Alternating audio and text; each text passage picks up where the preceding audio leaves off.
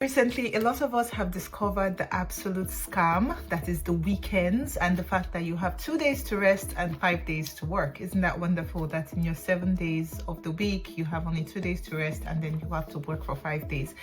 Now we have to answer the question, is the weekend a scam? Is the weekend actually enough for someone to rest? And what can you do instead? Now I'm going to tell you two things. First of all, the weekend is not exactly a scam. So it's one of those love and hate things.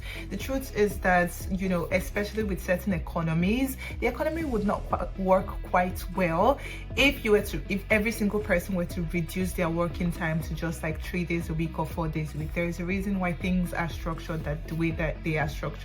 Now, rather than going into a loophole and going down the drain of, oh, can you reduce? Now, if you are fortunate, and I do say the word fortunate, if you are fortunate enough to be one of those people that works only 3 days or 4 days a week, then thanks be to God.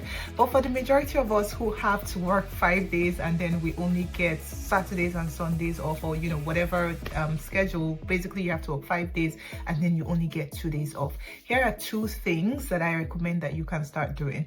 The very first thing, and I know this is controversial, is to fall in love with your job, or fall more in love with your job.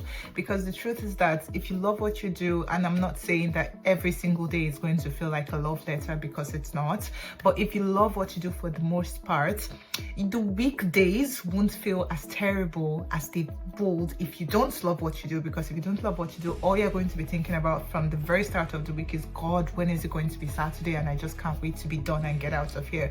So to be honest, I would definitely say fall in love with, even if you don't love it completely, fall in love with certain aspects of your job. It really makes all the difference.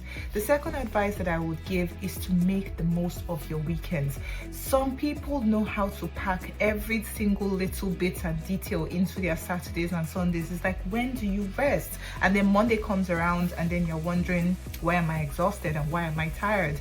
As much as it lies within you physically, move everything out of the weekends. Really focus on actually resting during the weekend. I know some people resting looks like, oh, I have to go here, oh, I have to travel, oh, sometimes even hanging out with friends can be exhausting. So if it's possible, as many things as you can fit into the week, definitely do that so that your weekends are freed up and you can actually rest during the weekends and be all motivated and energetic and ready to go on a Monday. Let me know if this helps.